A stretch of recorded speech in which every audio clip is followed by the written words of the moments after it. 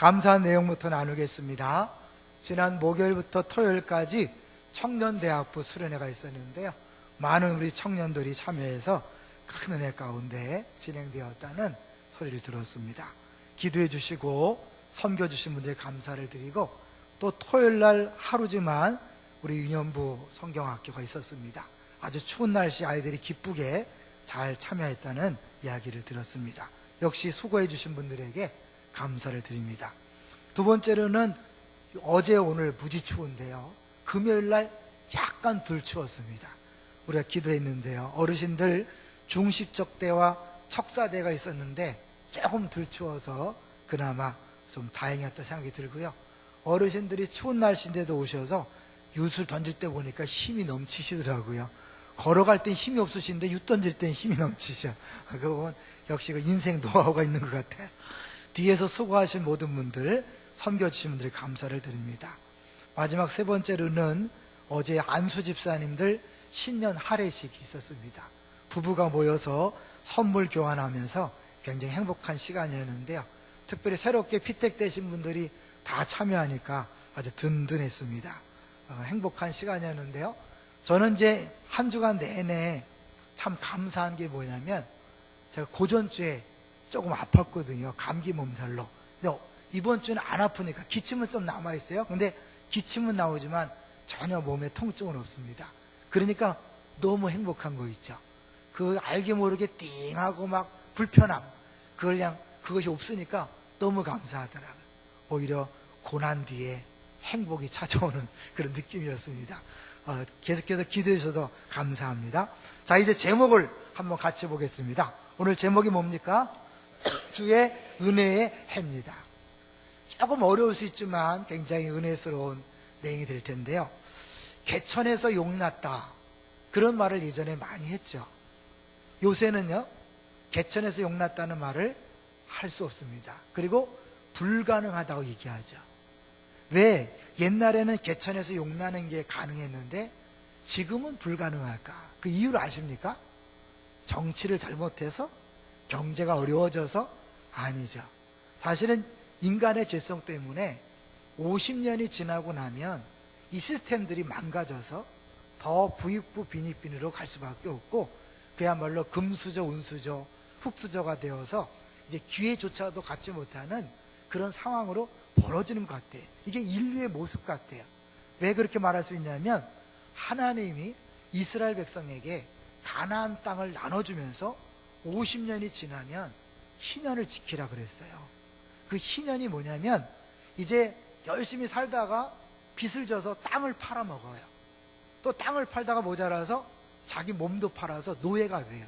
그게 땅을 팔고 노예가 되고 이렇게 엉망진창이 되었던 생활을 50년이 되면 다시 다 원래 상태로 바꿔주는 것, 자유와 해방을 선포하는 게 바로 희년이에요. 근데 하나님이 그 희년을 50년마다 한 번씩 시행하라 그랬어요. 왜 그랬을 것 같아요? 50년이 지나면 다 망가지기 때문에 사람의 힘으로 안 된다는 거죠. 그러니까 사실 지금 우리나라가 1950년대 6.25를 겪고 완전히 폐허 상태 속에서, 거의 재료 상태 속에서 똑같이 시작했지만 지금 어마어마한 차이가 나잖아요. 한 50년이 지나고 나면서부터 도저히 할 수 없는 그런 상황들이 온 것을 볼 수 있습니다. 그런데요, 예수님께서 그 구약에서 말하는 그 희년, 50년 만에 모든 판을 새로 짜고 다 돌려보내고 자유와 해방을 선포하는 그 희년을 선포하러 이 땅에 오셨다라고, 그렇게 오늘 본문이 말씀하고 있습니다. 그러니까 과거처럼 그렇게 노예가 있는 시대도 아니고 땅을 주고 파는 시대가 아니기 때문에 그 희년의 제도를 다시 시행할 수는 없는데 왜 희년이라고 했을까? 그것은 그 과거의 구약의 희년의 그림을 생각하면서 오늘날 주어지는 자유와 해방이 무엇인지를 알라고 말씀하는 거죠. 그래서 한번 구체적으로 이 희년이 오늘날 우리에게 어떻게 적용되는지를 같이 한번 보려고 합니다. 먼저 오늘 본문을 보시죠. 오늘 본문을 보시면 이제 18절, 19절을 같이 보겠습니다. 18절, 19절 같이 읽어볼까요? 시작. 주의 성령이 내게 임하셨으니 이는 가난한 자에게 복음을 전하게 하시려고 내게 기름을 부으시고 나를 보내사 포로된 자에게 자유를, 눈먼 자에게 다시 보게 함을 전파하며 눌린 자를 자유롭게 하고, 19절, 주의 은혜의 해를 전파하게 하려 하심이라 하였더라. 여기서 말하는 주의 은혜의 해가 바로 희년이에요. 50년째 나팔을 빠바망 불면 그 순간부터 모든 노예는 해방인 거예요. 모든 빚은 싹 제로가 되는 거예요. 아무리 많은 빚을 졌다가 해도 다 없어지는 거예요. 탕감되는 거죠. 그리고 자기 원래의 땅으로 돌아가서 처음 가나안 땅에 들어갔던 것처럼 다시 시작하는 거예요. 얼마나 놀라운 방법이에요. 놀라운 제도예요. 근데 실제적으로 역사적으로 이 희년이 시행됐다는 기록은 없습니다. 그럼 하나님의 마음이 거기 들어있는 거죠. 하나님은 우리 인생들, 불쌍한 인생들, 도저히 할 수 없다, 끝났다, 절망이다 라고 말하는 사람들에게 다시 기회를 주는 분이 하나님이고, 자유와 해방을 선포하시고 주시는 분이 하나님인 것을 의미하는데, 그것을 인간들은 시행할 수 없었지만 예수님이 이 땅에 오심으로 우리에게 시행하신다. 그것이 오늘 본문인 것입니다. 그럼 구체적으로 어떻게 시행하시는가? 먼저요, 가난한 자에게 복음을 전했다고 얘기하죠. 18절을 제가 천천히 읽어볼게요. 주의 성령이 내게 임하셨으니 이는 가난한 자에게 복음을 전하게 하시려고. 그러니까 가난한 자의 복음을 전하는 것이 바로 희년을 선포하는 거라는 거죠. 그러면 가난한 자는 누굴까요? 네, 물질적으로 가난한 사람도 포함하지만 그게 전부는 아닙니다. 물질적으로 가난한 사람이 상대적으로 물질적으로 부유한 사람보다는 겸손하지요. 그런데 가난하다가 더 겸손한가요? 아니에요. 가난해도 교만한 사람 많이 있어요. 나름대로 자존심을 내세워서 절대로 그렇게 겸손해지지 않는 사람도 있기 때문에 이건 단순히 물질적인 가난이 아니라 심령이 가난한 자를 얘기하는 거죠. 그러면 심령이 가난한 자는 누굴까요? 그거는 영적으로 내가 완전히 파산, 알거지가 되었다고 고백하는 거예요. 그래서 내 힘으로는 도저히 일어날 수 없다. 내 힘으로는 도저히 살 수 없다. 내 힘으로는 이 문제를 해결할 수 없다. 그래서 자기는 아무것도 할 수 없다고 인정하는 알거지와 같은 그런 상태가 심령이 가난한 자예요. 그래서 사실은 이 누가복음에서 그냥 가난한 자라 그랬지만 마태복음 5장 3절에 보면 심령이 가난한 자는 복이 있나니 천국이 저희 것이며, 심령이 가난한 사람에게 천국이 임했다 그러는 거죠.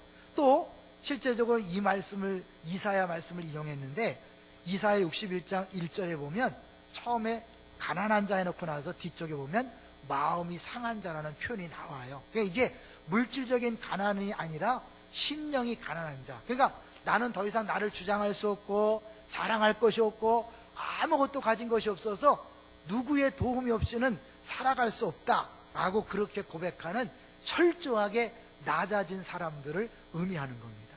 그런 사람에게 복음이 복음되어지는 거예요. 그러니까 우리가 사실은 교회에 많은 사람이 나오지만요, 정말 예수를 믿고 행복한가라고 물었을 때 별로 행복한 사람이 의외로 많지 않아요. 왜 그런지 아세요? 심령이 가난하지 않아요. 나름대로 나는 그래도 이런 사람인데, 내가 지금 돈이 없지만 나도 옛날에 잘 나갔어. 내가 안산에 살지만 나는 안산 살 사람이 아니야.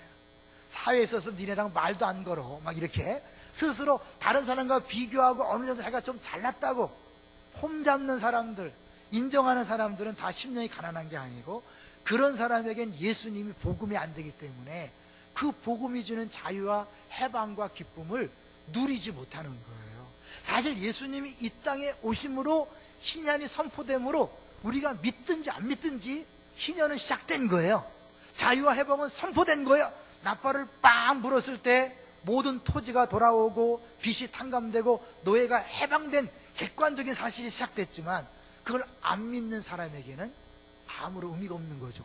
아니 자유가 됐다는데 그게 어떻게 가능해요? 말도 안 돼요. 그러면서 안 믿으면 소용이 없는 거예요. 믿은 사람에게는 진짜 자유와 해방과 기쁨이 있는 거죠. 이게 복음이에요. 복음을 안 믿으면 소용이 없어요. 그죠? 복된 소식이지만 안 믿겠다는데 어떡할 거예요? 아무 소용 없는 거죠. 근데 그 복음이 누구에게 복음이냐면 가난한 자, 나는 정말 아무것도 할 수 없다, 이게 가진 사람에게는 쉽지 않죠.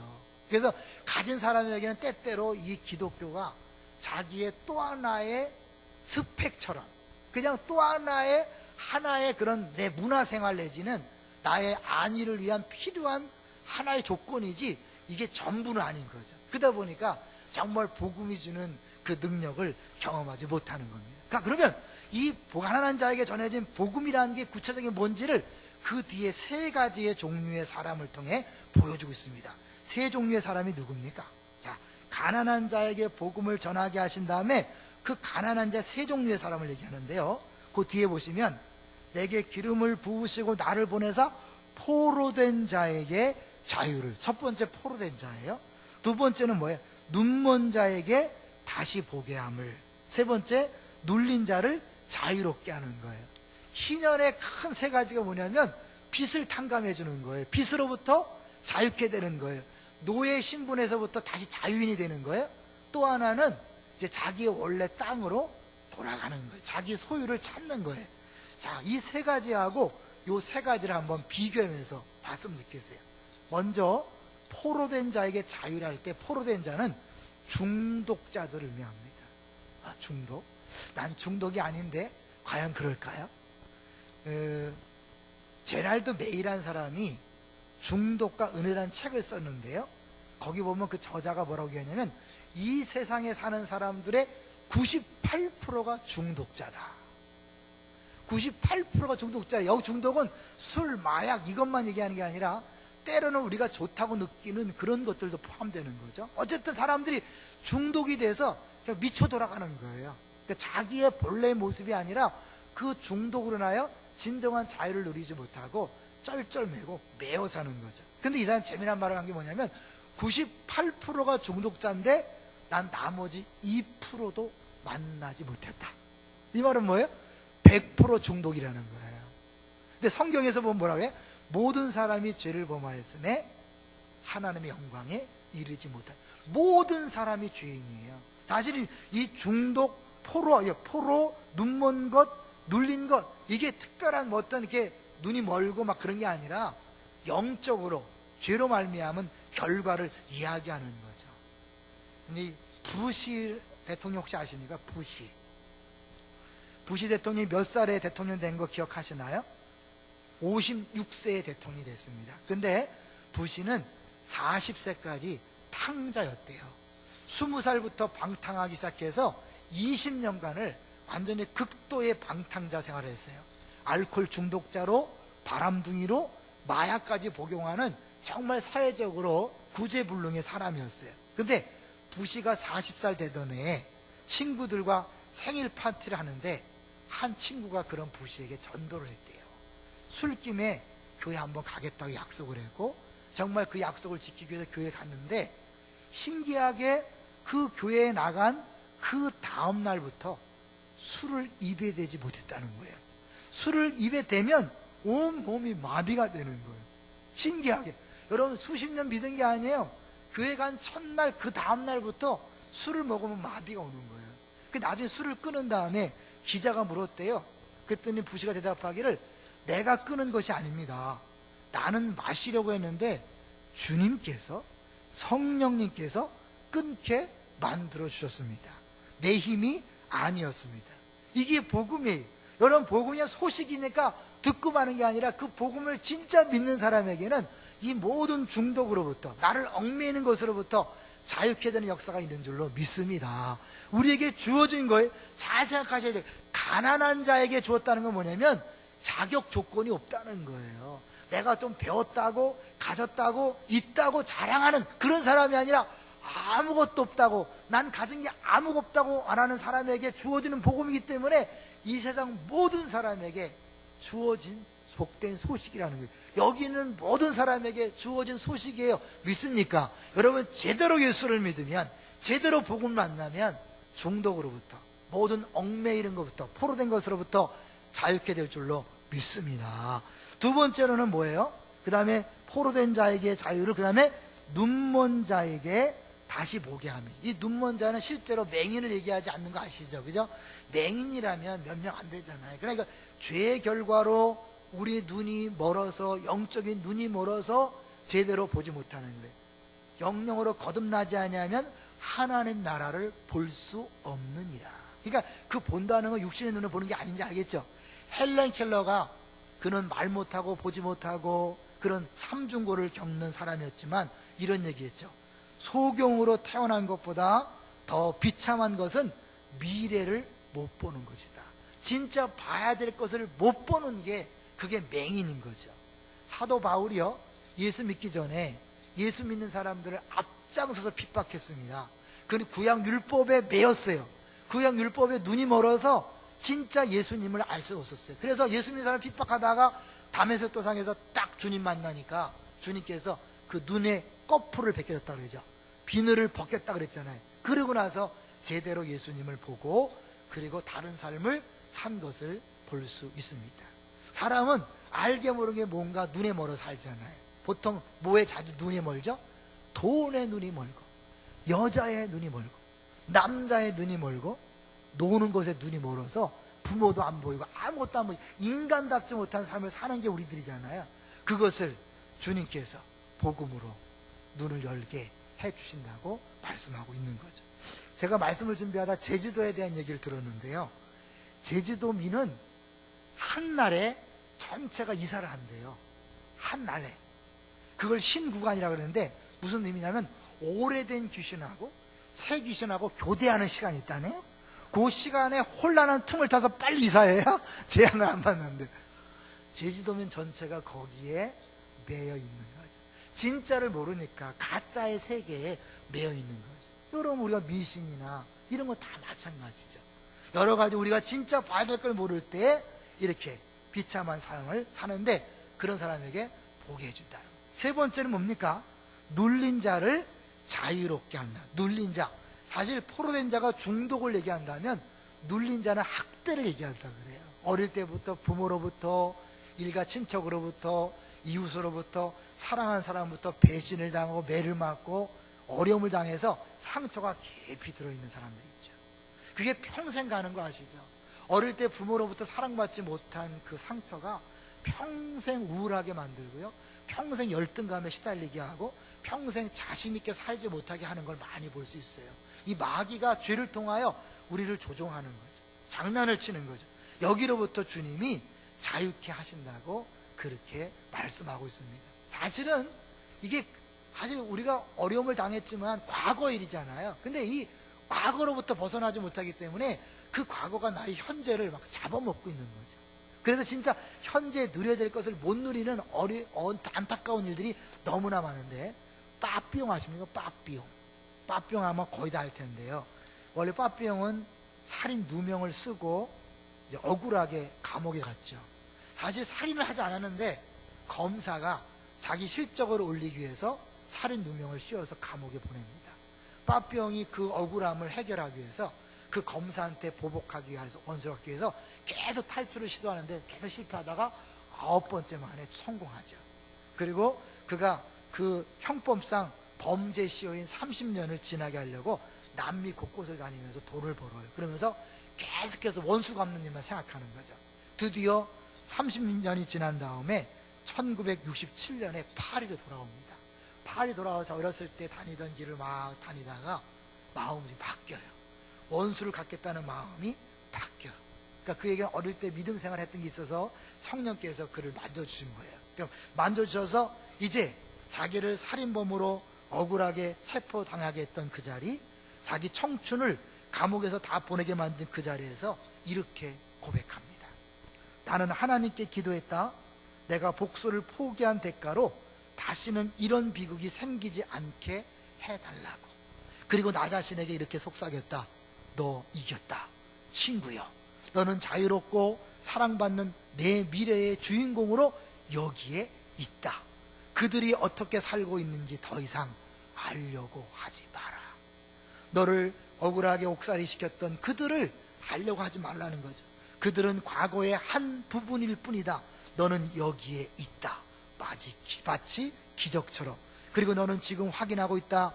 이 일에 관계된 사람 중에 내가 가장 행복한 자임을. 그 일생 동안 복수와 증오로 자기 생활을 하지 못했던 그런 억눌렸던 삶에서 자유함을 얻은 거죠. 37년 동안 자기를 가두고 있던 자기라는 감옥으로부터 자유를 얻게 된 것입니다. 여러분, 진짜 복음을 만나면 여러분의 그런 상처, 아픔, 쓴뿌리로부터 자유케 되는 줄로 믿습니다.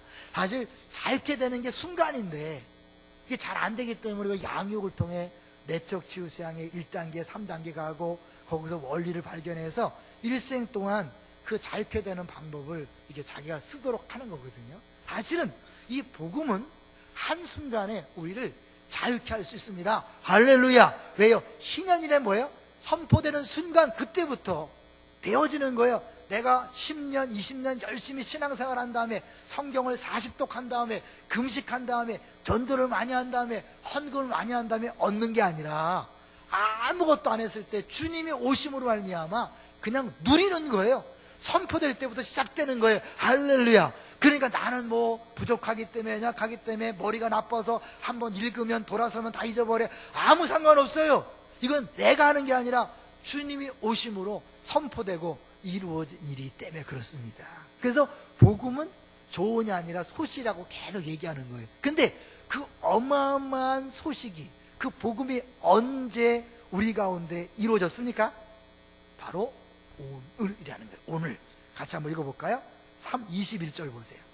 자, 21절 같이 읽어보겠습니다. 시작. 이에 예수께서 그들에게 말씀하시되 이 글이 오늘 너희 귀에 응하였느니라 하시니, 언제 임했다고요?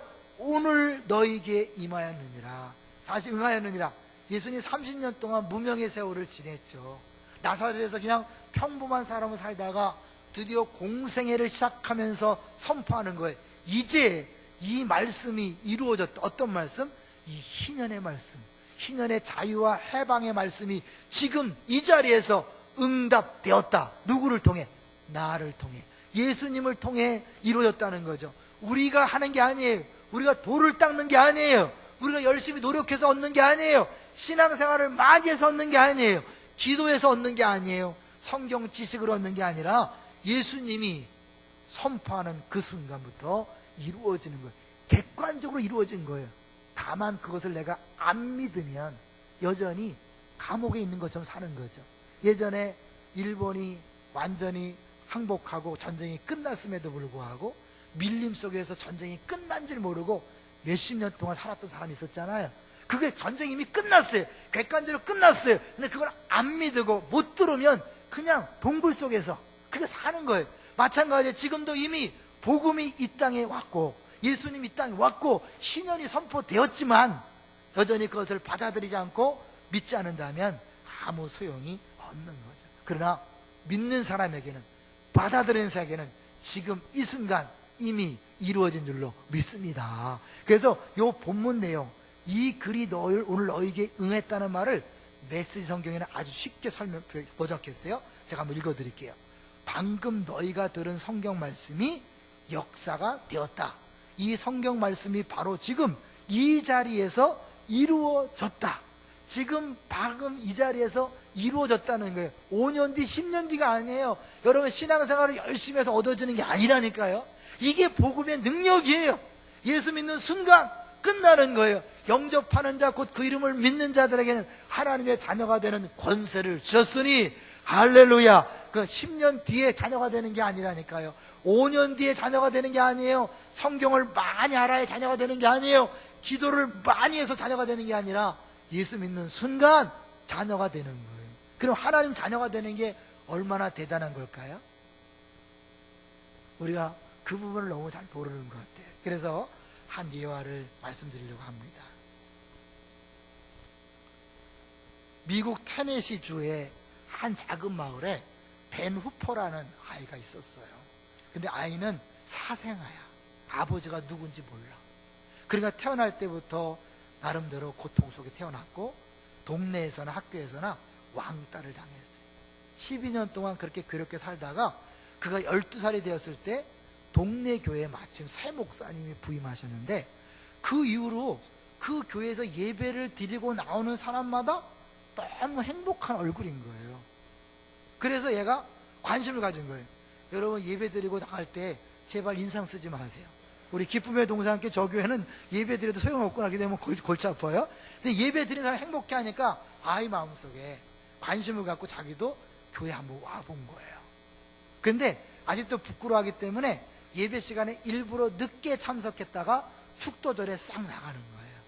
몇 주 동안 계속 하다가 하루도 그렇게 하려고 그랬는데 예배, 말씀에 푹 빠져갖고 그 타임을 놓쳐버리고 계속 앉아있다가 결국 그날은 어쩔 수 없이 축도 끝난 다음에 목사님하고 이제 쭉 인사하며 나오는데 이 목사님이 그 베누퍼에게 이렇게 물었대요.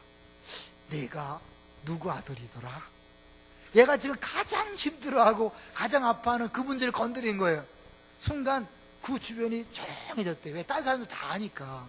그때 목사님이 미소를 띄우면서 이렇게 말했답니다. 아, 그래, 내가 누구 아들인지 알겠다. 아버지를 닮았기 때문에 금방 알 수 있어. 너는 하나님의 아들이야. 내 모습을 보면 알 수 있거든. 당황한 베누퍼가 황급히 교회 밖으로 뛰어나갔대요. 근데 그 뒤에 대고 목사님이 더 큰 소리로 후퍼에게 말했답니다. 하나님의 아들답게 훌륭한 사람이 되어야 한다. 하나님의 아들답게 훌륭한 사람이 되어야 한다. 그 소리를 듣고 또 달려가는 거예요. 그런데요, 그날부터 이 벤 후퍼는요, 자신이 사생아라는 생각으로부터 자유케 되었다는 거예요. 이게 복음의 능력입니다. 내가 연구해서 깨달아하는 게 아니라 그 순간 성령께서 딱 네가 하나님의 아들이야. 아들답게 살아라. 그동안 묻고 있었던 사생아의 자식, 사생아여 부모 없는 자식이라고 생각했던 그로부터 벗어나니까 자유케 되는 거예요. 기쁨이 오는 거예요. 그리고 그 후에 그가 이제 행복한 삶을 살면서 결국 테네시주의 주지사가 되었다. 주지사. 그가 이렇게 간증했다고 합니다. 그때 그 목사님을 만나 내가 하나님의 아들이라는 말을 듣던 그날부터 모든 열등의식에서 나는 해방되어 테네시주의 주지사로 태어난 것입니다. 여러분, 이 복음이 아직도 열등감에 시달리는 분들이 있죠. 아직도 출생 배경 때문에 힘들어하시는 분이 있죠. 아직도 과거 때문에 쩔쩔매는 분들이 있죠. 여러분이 정말 복음을 믿는다면, 복음이 정말 믿어진다면 그 모든 것으로부터 자유케 될 줄로 믿습니다. 성령께서 깨닫게 하시면, 진리 영이신 성령께서 깨닫게 하시면 여러분에겐 자유와 해방이 주어지는 거예요. 내 노력이 아니라니까요. 내 열심히 공부하는 게 아니라니까요. 그래서 예전에 특세 때 안계화 목사님이 그랬잖아요. 기독교는 돌을 닦는 종교가 아니다. 불교는 어때요? 열심히 내가 득도하기 위해서 열반을 향해서 달려가야 돼요. 또 다른 것들도 다 선행을 해야 돼요. 기독교는 그게 아니에요. 그냥 예수 믿는 순간 아무것도 안 해도, 아무 자격이 없어도 자유와 해방이 주어지는 거예요. 신년에 잃었던 땅을 찾고 노예 신분에서 자유인이 되고 자기의 모든 빚이 탕감받는 그 어마어마한 자유, 해방이 그냥 자유, 선물로 주어지는 거예요. 여러분 인생을 묶고 있었던 노예와 같은 고통, 여러분을 빚지게 만들었던, 그래서 뭔가 만날 부담 속에서 눌림 속에 살아가게 했던 그 모든 것으로부터 이 복음은 자유케 하시는 능력이 있는 줄로 믿습니다. 문제는 자꾸 내가 무엇을 하려고 한다는 거예요. 내가 열심히 공부해서 열심히 노력해서 사실 어느 교회를 찾아가서, 어느 목사님을 찾아가서, 어느 성경 공부 프로그램을 찾아가서, 어떤 치유센터를 찾아가서, 사실 그거는 부가적인 거예요. 원래 그런 거 없어도 어느 교회, 어느 목사님, 어떤 말씀을 통해서도 진짜 복음을 듣기만 하면 그 복음이 여러분을 자유케 하실 줄로 믿습니다. 이 자리에 있는 모든 분들에게 주어진 약속이고 은혜입니다. 그래서 고린도 후서에 보면 바울이 이런 얘기를 했죠. 보라, 지금은 은혜 받을 만한 때요, 보라, 지금은 구원의 날이로다. 모든 사람에게 주어진 은혜의 날, 구원의 날, 여러분이 마땅히 누리셔야 합니다. 누리지 못하는 건 손해보는 거예요. 내가 특별히 부족해서가 아니에요. 뭐가 없어서가 아니에요. 뭔가 안 했기 때문이 아니에요. 여러분이 믿기만 하면 이미 객관적으로 희년의 나팔이 울려 퍼짐으로 자유와 해방이 선포된 것, 그것을 내가 받아들이기만 한다면, 믿기만 한다면 여러분에게는 진정한 자유와 해방이 임할 줄로 믿습니다. 그런 사람에게는 더 이상 물질이 문제가 되지 않습니다. 환경이 문제가 되지 않습니다. 나는 이제 끝났어, 깜깜해, 절망이야, 소망이 없어. 아니에요. 하나님이 그 모든 것으로부터 여러분을 자유케, 눈에 보이는 건 작은 문제예요. 내 안에 나를 묶고 있는 그 정신적인 것, 영적인 것, 이것이 나를 꼼짝 못하게 하는 것이지, 이것으로부터 해방되면 그때부터 돈과 건강과 사람과 환경은요 따라오게 돼 있어요. 할렐루야. 그것이 필요하다면 주님은요 당연히 주인을 주는 거예요. 그러니까 뭐 구하라 그랬잖아요, 찾으라 그랬잖아요, 두드리라 그랬잖아요. 하나님의 자녀가 된다는 건 특권이에요. 기도할 수 있는 특권이에요. 기도를 의무로 하는 사람, 기도합시다 그러면 막 부담 드는 사람, 아직도 자녀가 뭔지 모르는 거예요. 내가 기도하자는 소리에 갈등하고 스트레스를 받는 사람은 아직 기도를 일로 하는 것이요, 의무로 하는 것이요, 자녀가 안 된 증거예요. 기도는 자녀만이 할 수 있는, 아버지에게 당당하게 요구할 수 있는 특권인 줄로 믿습니다. 그래서 쉬지 말고 기도하라 그랬잖아요. 쉬지 말고 기도하면 앞뒤에 항상 기뻐하고 범사에 감사하는 것이 자동으로 연결되는 거예요. 이제는요 우리 개인적으로 사실은 이 복음으로 인한 자유와 해방을 넘어서서 이제 다른 사람에게 이거를 전하는 쪽으로 가야 합니다. 왜냐하면 예수님께서 30년 동안 무명 생활을 지나다가 3년 반 동안, 그 짧은 세월 동안 이 복음을 전하셨어요. 그죠? 그리고 지금 한나라를 가셨죠. 그리고 그걸 끝이 아니라 그분은 자기의 몸으로 이 교회를 세우시고 자기의 몸이 머리이신 예수님을 따라서 그 사역을 하도록 우리를 남겨둔 거예요.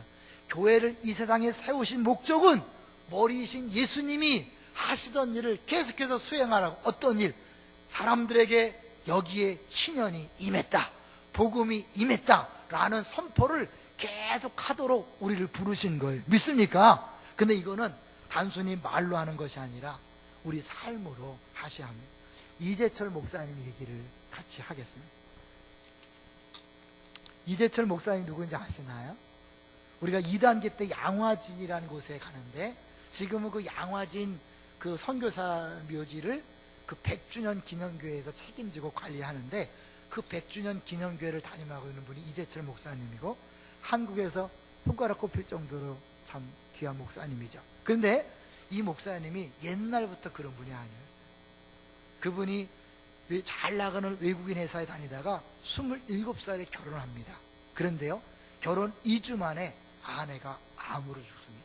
너무 충격이 커서 그때부터 이제 방황하기 시작하는데, 심지어 마리화나에까지 손을 댈 정도로 심각하게 방황을 합니다. 그러다가 또 다른 여자를 만나서 다시 결혼을 했지만 그 상처 아픔을 벗어나지 못하고 계속해서 새벽말까지 2시까지 술을 마시고 돌아오는 거예요. 근데 그 새로 맞이한 아내가 단 한 번도 불평하지 않고 싸우지 않고 잔소리하지 않고 다 참아주는 거예요. 그러니까 이 이재철 이분은 자기 아내는 그것에 대하여 힘들어하지도 않고 아무런 고민이 안 되는 줄 아는 거예요. 근데 어느 날, 그날도 늦게 들어왔는데 아내가 기다리다가 엎드려 잠이 들었어요. 거기에 일기장이 있었는데 일기장에 눈물 자국이 있었다는 거예요.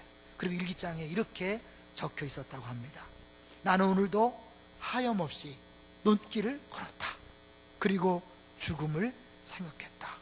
손목을 그을까? 약을 먹을까? 아니다.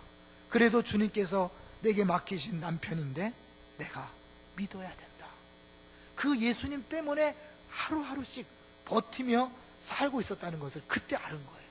술독에 빠져있는 자신에게 싫은 소리를 한 번도 안 했기 때문에 자기가 방탕해 지내는 것도 모르고 그것 때문에 차마 죽음까지 생각하시라고는 상상도 못했는데, 예수님 때문에 자기를 참아주고 있다는 사실을 그때 깨닫고는요, 이론적으로만 들어봤던 하나님 사랑이 이거구나. 사실 그 이재철 목사님 집안이 예수 믿는 집안이에요. 그런데 이제 사실은 계속해서 하나님 사랑에 대해서 성경을 통해 설교를 통해 들었지만 그게 느껴지지 않다가 이 아내를 통해, 눈에 보이는 아내를 통해 사랑이 이런 거구나 하고 경험적으로 알게 되는 거죠. 그러고 나니까 자기 자신을 돌아보는 거예요. 내가 얼마나 철저하게 나쁜 존재인가를 깨닫게 되는 거죠. 허랑방탕한 알코올 중독자에, 도박 중독자였고 마리 하나에도 손을 대었던 아무런 자격도 소망도 없는 자인 것을 깨닫게 되는 거예요. 여러분, 거기서 복음이 시작되는 거예요. 내가 철저하게 소망 없는 자요, 죄인이요, 아무 쓸모없는 자라고 깨닫는 순간, 그때 복음이 찾아오는 것입니다. 그때 주님께서 자기를 그런 모습에도 불구하고 살아가는 존재라는 사실이 깨달아졌고, 더 이상 그런 삶을 살지 않겠다고 결단합니다. 그리고 변하는 거예요. 사람이요, 오랜 세월을 거쳐서 변하는 게 아니에요. 정말 복음을 만나면, 주님 만나면 한순간에 변화되게 되어 있습니다. 그가 장신대 신학교에 가게 되고 한국교회에 좋은 모범이 되는 목회자가 되어 있습니다. 여러분, 그렇습니다. 우리가 전해야 합니다. 아직도 이 희년이 왔다는 사실, 이 복음이 우리에게 자유를 주시고 해방을 준다는 사실을 모르고 지금 절망 가운데 세상을 탓하면서 이 한탄한 이 세상 구조가 잘못됐다고, 나는 흙수저에 불과해서 소망이 없다고 그렇게 절망하는 젊은이들에게, 지금 살아날 길이 없다고 절망하고 자살을 꿈꾸는 이웃들에게 여러분이 복음을 전해야 합니다. 당신 같은 사람이 복음을 들어야 한다. 당신도 복음을 듣기만 하면, 믿기만 하면 달라질 수 있다 라고 전해야 합니다. 근데 먼저 그들에게 어떻게 해요? 모습을 보여줘야겠죠. 그 복음이 나를 자유케 한 것을, 나를 해방하게 한 것을, 나에게 기쁨을 준 것을 보여주면서, 봐라, 나를 봐라, 그 복음이 나를 이렇게 변화시키지 않았느냐. 만약에 여러분이 아직 자유하지 않다면, 기쁘지 않다면 한번 점검해 보십시오. 여러분, 정말 심령이 가난한 자입니까? 알게 모르게 비교하면서, 알게 모르게 자기 자신의 어떤 면이든지 조금 잘난 것을 드러내고 싶어서, 때론 그것이 영적인 걸 수 있어요. 바깥에서 드러낼 게 없으니까 난 기도를 잘한다, 나는 성경을 많이 한다, 난 전도를 많이 한다. 그게 사실 복음의 능력을 까먹는 거거든요. 또 바깥에서 돈이 좀 있기 때문에, 많이 배웠기 때문에, 재산이 좀 있기 때문에 그것이 알게 모르게 나를 교만하게 한다. 교만한 자에게 은혜를 안 주시거든요. 예수를 믿지만 은혜가 없으면 기쁨이 없잖아요. 감사가 없잖아요. 행복이 없잖아요. 해방과 자유를 다시 잊어버리는 거죠. 여러분, 진짜 복음을 믿고 있는지를 한번 점검하시죠. 그 전에 내가 가난한 자인가를 한번 점검하세요. 가난한 자가 되십시오. 자랑하지 마십시오. 다 내려놓으시고 다 포기하시고 바울처럼 똥으로 여기십시오. 나는 아무것도 아니라고 인정하십시오. 그럴 때 어때요? 예수님 때문에 진짜 자유와 해방, 행복이 여러분을 사로잡게 될 것입니다. 할렐루야. 그리고 그렇게 행복을 경험한 사람은 이 행복을 전하지 않고는 견딜 수 없게 될 것입니다. 불쌍한 나의 남편을 향하여, 불쌍한 나의 아내를 향하여, 그 예수 믿게 되어 내가 편한 게 아니라 정말 이 자유를 모르는 남편이 불쌍해서, 돈 버는 기계가 되어 있는 남편이 불쌍해서, 그렇게 수고하지만 한 번도 자유를 느끼지 못하는 불쌍한 남편이 안타까워서 전하는 거죠. 불쌍한 부모, 일생 동안 자녀를 키우려고 애를 썼지만 일생 동안 눌려 지내고 포로되어서 고통 속에 살아가는 부모들, 자녀들, 열심히 공부하고 돈을 벌지만 자유를 알지 못하는 그들에게 불쌍한 마음으로 다가가서 당신에게도 복음 되어야 되는데 라고 전하는 우리들이 됨으로 말미암아 그들을 살려내는 자유와 해방을 선포하는 우리 모두가 되시기를 주의 이름으로 축원합니다.